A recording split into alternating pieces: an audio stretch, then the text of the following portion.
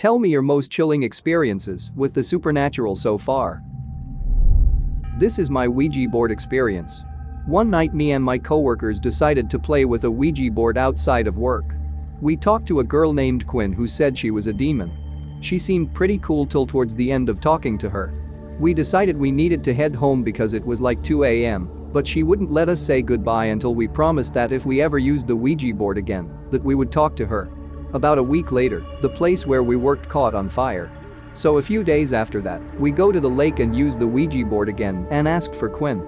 We asked if she started the fire and she told us that she did. Then it seemed like Quinn got scared or overpowered because the board started acting up, spelled Zozo and started counting backwards. We quickly said goodbye and moved the planchette to goodbye.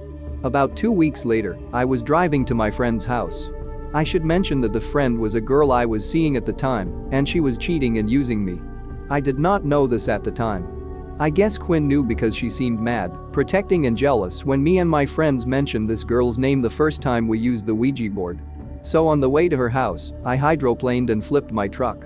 I have to add, the Ouija board is in the truck. Some people driving down the road stopped to help get the door open, and I climbed up and out. When the cops arrived, they made sure I was okay and said they had to write me a ticket just because of the accident. I don't have the ticket anymore because this happened about 4 years ago, but the address site of the accident was Route 666, Virginia. Years ago, my foster mother moved out of our house to live with her husband in Utah.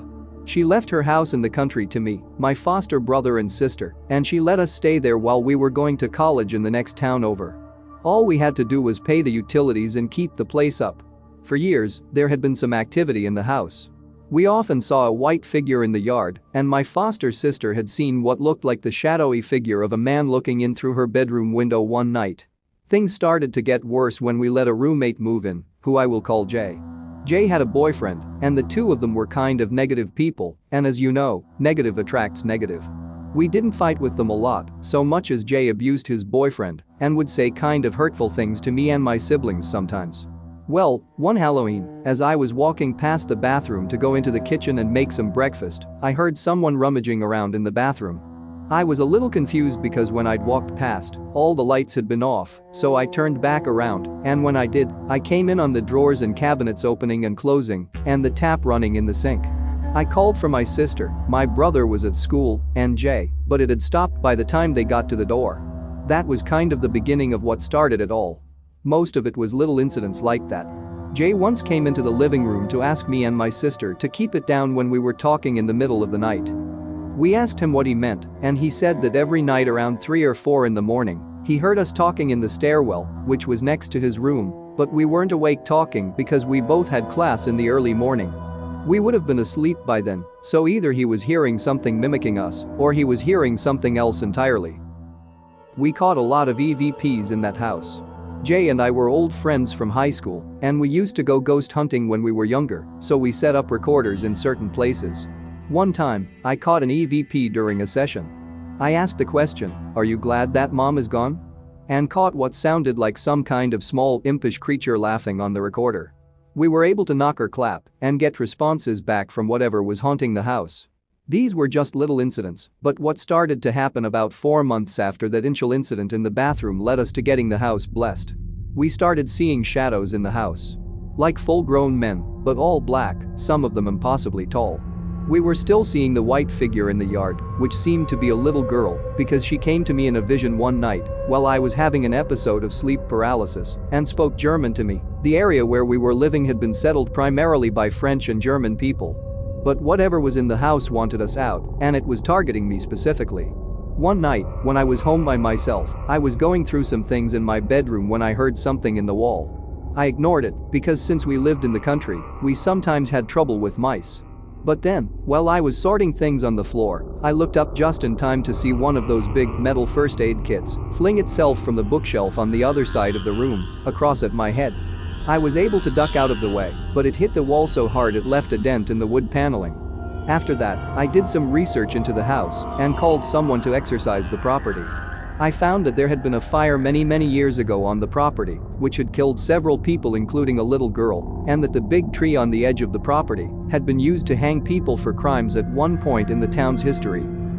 The person who came to bless the house claimed there was some kind of inhuman entity on the property that was forcing the human spirits on the property to act out and harm us. He exorcised the house, and things calmed down a little, but the activity never stopped, and that isn't even the worst of it. The worst incident involving this house happened one night in late November. It was already very cold, and me and my sister had just picked up our cat from the vet. It was around 5 to 6 p.m., so it was already dark because of the time of year. My sister pulled up in the driveway and let me and Jay out of the car so we could take the cat inside. My brother was going to watch her, while me, my sister, and Jay went to see a movie. As Jay and I were walking up to the house, I stopped because I felt like something was staring at me. I told Jay, and he looked at me as I turned to face whatever it was that was staring at me. We both turned to look behind us, and just beyond the plum tree in the yard, a little past the tall grass, Jay and I saw something that I will never forget. It had to have been at least 7 feet tall, hunched over with big horns coming out of its head. It was completely in shadow. I couldn't make out any features beyond the horns jutting up off of its head and what looked like sticks, bones and other sort of woodland debris jutting up from its hunched back. It looked three-dimensional to me and stood there stock still in the yard. It was darker than anything else around it, so I could see it in the moonlight and the light from the porch. Jay saw it too, and I ran inside with the cat, followed by my roommate. We didn't go back outside until we were sure it was gone, but neither Jay or my sister could really calm me down after that. We called the priest back, and he tried blessing the property again. I never saw whatever it was ever again, but we also moved shortly after that. When my foster mom sold the house, we went to live with her and my foster dad in Florida. When I used to date my ex, there were times I stayed days at his house. Since he's at the university, he was studying for an exam. It was getting late and I was tired, so I was laying in bed watching TV, and next to me was the desktop where he was doing his studying. Long story short, I ended up falling asleep with the TV on and stuff, no problem, started feeling a hand tickling my feet. I just kept moving it, still trying to get back to sleep. That happened 3 times. At the 4th time, I decided to open my eyes, thought it was my ex bothering me, so I was just going to tell him to stop, but when I opened my eyes, I realized he turned off the light and was sleeping next to me. That gave me chills, and I wondered who was grabbing my feet. I just sat there in the bed hugging my knees for a while and covered myself 3 hours later to keep sleeping. First post on here. This happened when I was about 12 or 13. I was going through a period of sleepwalking quite a lot. Sometimes I'd remember bits of it, but sometimes my mum or sister would tell me they saw me walking around in the night and brought me back to bed. This one particular occasion, I woke up on our sofa downstairs in complete darkness. After going to sleep in my bed, you can imagine my confusion. My lounge area also connects to my dining room, and as I sat up and looked around, I could just about see what looked like people sitting around the table. I just remember freezing at this point and felt absolutely terrified. For some bizarre reason, I eventually stood up and started to walk towards the dining room to get a better look. I genuinely have no idea why I did this or why I felt drawn towards it. As I got closer, I could see figures sat around the table on each chair wearing long black cloaks.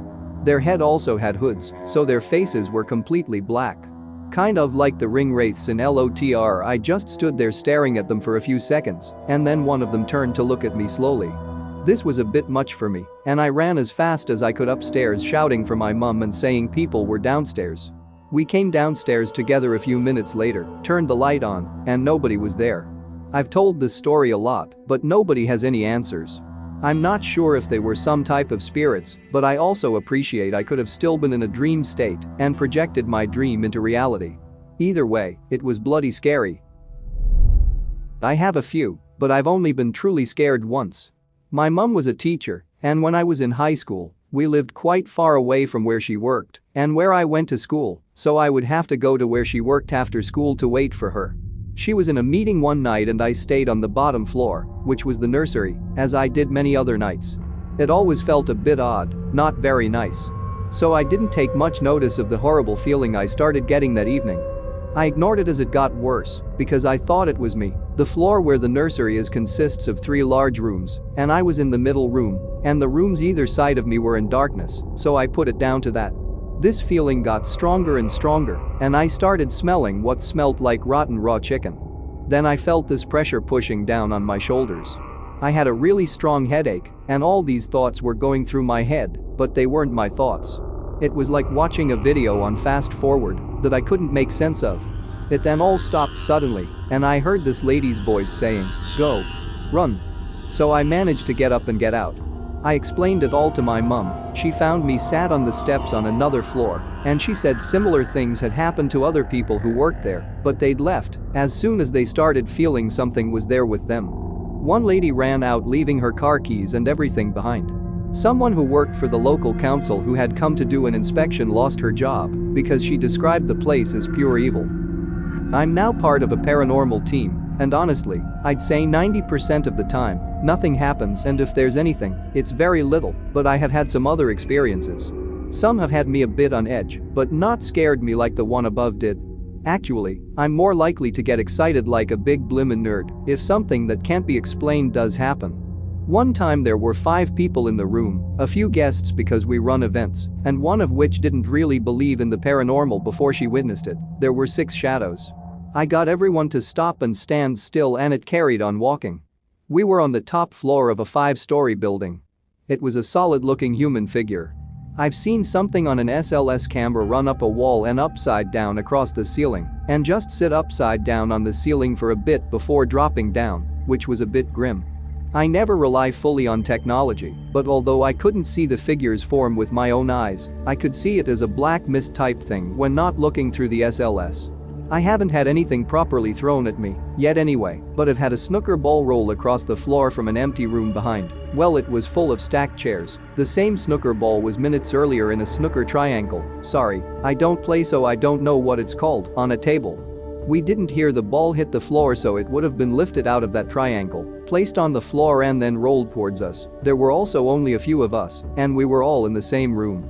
I have had a stack of wooden planks knocked over where I was standing though, and I hadn't leaned against it. I worked in a hotel where the staff had reportedly seen ghosts. I was the head housekeeper, and a room attendant had explained graphically an old lady leaning against a wall in a corridor, as though to catch her breath.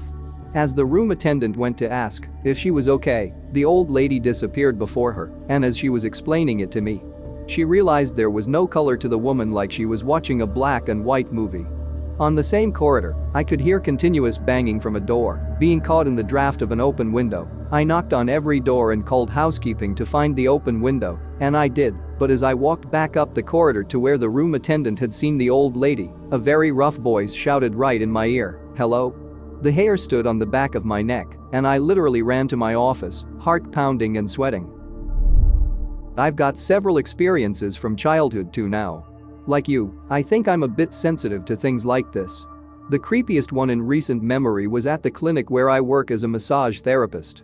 The mixed-use shopping complex I work in was built on old mental health state services land, and they had to move a few graves from a little cemetery that was on the property to build the shopping center.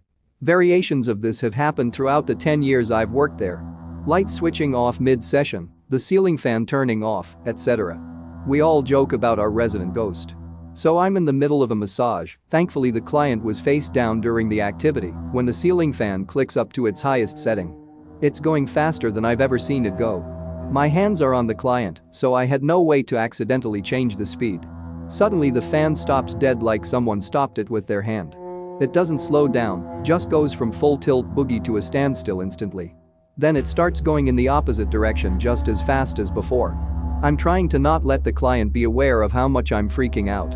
They tell me they're cold, which gives me an excuse to shut off the fan completely. The lights flicker once after this, then things are back to normal. Now, these fans do have remotes, which could explain the speed change, I guess. But the only way to switch the direction of rotation is via a switch on the housing of the motor. And when you turn the speed down, it doesn't stop immediately. It slowly loses momentum. I can't explain the abrupt stop and change in direction. So, that's my experience with the clinic ghost. A colleague of mine told me they had a similar experience in that room, and the client witnessed it and stopped the session then and there. The client refused to stay in the room after the fan's shenanigans. I'm glad it had its fun while my client was face down. I've only ever told my parents and wife this.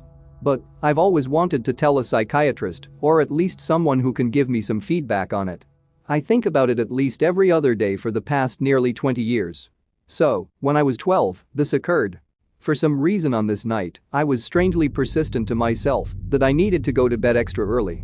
I lived in a house that was built in the 1700s, even a famous pottery maker, or whatever they're called, lived there. Robert Fulton was his name. Bottom line, the house had a lot of history, and it even had a graveyard a couple hundred feet from the house which I would frequent. There were even secret passages and hideaway spots throughout the house. A real hide-and-go-seek paradise. And actually, everything was gravy until I was about 12. So, I hurried to sleep that night, and I had the strangest dream, where I was flying in the air above the power lines, headed towards a huge burning barn. As I got closer and closer, I realized that I was going to die, so I accepted death, and right before impact, I was in an extremely calm state. After impact I woke up, sat up in bed, and noticed a dark figure standing in the hallway looking over the banister. I yelled "Dad" a few times thinking it was my dad. By the third time I yelled it, the thought of what it really was hit me like a ton of bricks. It was a really tall, pitch black, darker than dark figure. I immediately went under my covers, where I basically had a 4-hour-long panic attack until I finally got the courage to peep the scene again. So I looked out into the hallway, and there was nothing. So, I immediately felt relief until a millisecond later, I noticed that it was towering over me, staring at me. I went back into the covers. And then, the strangest thing happened. It felt like someone was touching my stomach.